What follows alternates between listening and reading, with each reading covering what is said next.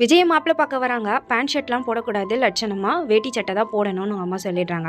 போய் சீக்கிரமா ரெடியாகு, பொண்ணு வீட்லேருந்து வர டைம் ஆகுதுன்னு சொல்றாங்க. விஜய் பொண்ணு வீட்டில் இருக்க எல்லாருக்கும் காஃபி தராரு. தனியாக்கு மட்டும் உங்களுக்கு டீ தானே பிடிக்கும், அதான் டீ போட்டிருக்கேன்னு சொல்றாங்க. விஜய்க்கு 50 சவரன் நகை போடுறதா அவங்க அம்மா சொல்றாங்க. உங்க பையனுக்கு நீங்க எவ்வளவு நாள நகை போடலாம், உங்க பையன் உங்க விருப்பம்னு சொல்லிடுறாங்க. எங்களுக்கு இருக்கிறது ஒரே பையன் தான், அதனால கல்யாணத்துக்கு அப்புறம் நாங்க இருக்கிற வீடு கூட தனியாக்கு தான் வந்து சேரும்னு சொல்றாங்க. கல்யாணத்துக்கு அப்புறம் விஜய் வேலைக்கு போக கூடாது, என் பொண்ணு 1 லட்ச ரூபாய் சம்பாதிக்கிறதுனால வேலைக்கு போக வேண்டிய அவசியமும் இல்ல, எங்க ஃபேமிலியில பையனுங்க வேலைக்கு போக மாட்டேன்னு சொல்றாங்க. இப்ப எல்லா கண்டிஷனுக்கும் ஒத்துக்கிறதுனால இப்ப தட்டு மாத்தி கல்யாணமும் பண்ணிக்கிறாங்க. தன்யாவும் விஜய் கழுத்துல தாலி கட்டிடுறாங்க.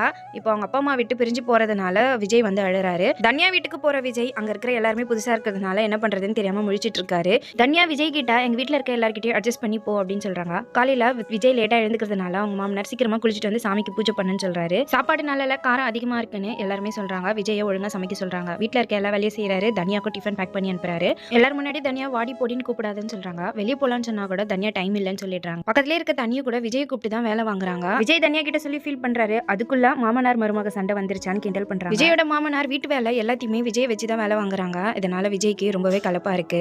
தன்யா கிட்ட காஃபி கேட்கிறாரு. ஆனா தன்யா காஃபி போடக்கூடாதுன்னு அவங்க மாமனார் சண்டை போடுறாரு. விஜய் குளிக்கும் போது தாலியை கழட்டி வச்சு மறந்துட்டு பாரு. அதனால தன்யாவோட அப்பா வந்து உடனே பயங்கரமா பிரச்சனை பண்ணுவாரு. இவெல்லாம் என்ன பையன், அவங்க அப்பா அவனை எப்படி வளர்த்திருக்கான், கொஞ்சம் கூட அறிவே இல்லை அப்படின்ற மாதிரி விஜய் பயங்கரமா திட்டுவாரு.